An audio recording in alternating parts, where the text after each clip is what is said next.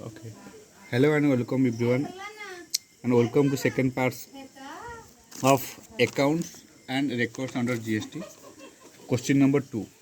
Explain the time period during which the maintenance of accounts and records is mandatory. Normal time period of retention, extended time period of retention in case of appeal provision to section 36. There, normal time period, another is extended time period. Falling under section 36, every registered person required to keep and maintain books of account or other record in accordance with the provision of section 35 subsection 1 shall retain them until the expiry of 72 months from the due date of furnishing of annual return for the year pertaining to such account and such record. Very important.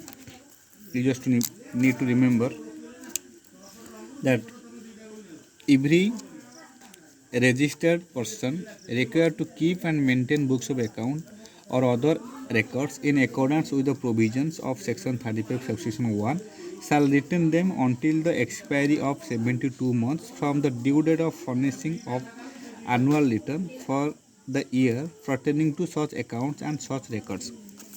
Next, extended time period of retention in case of appeal provision to section 36.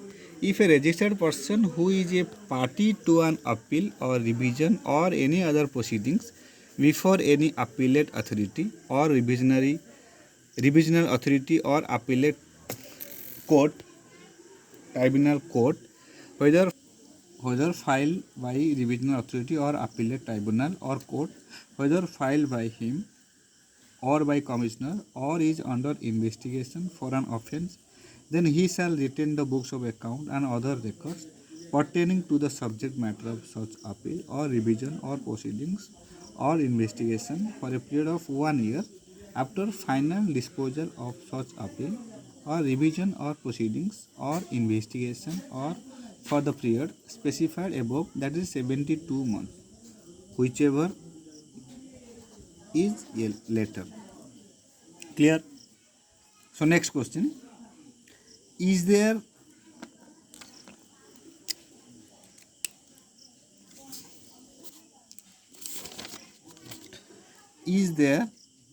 any form to be submitted by the such person to maintain books as per section 35 as per section 35?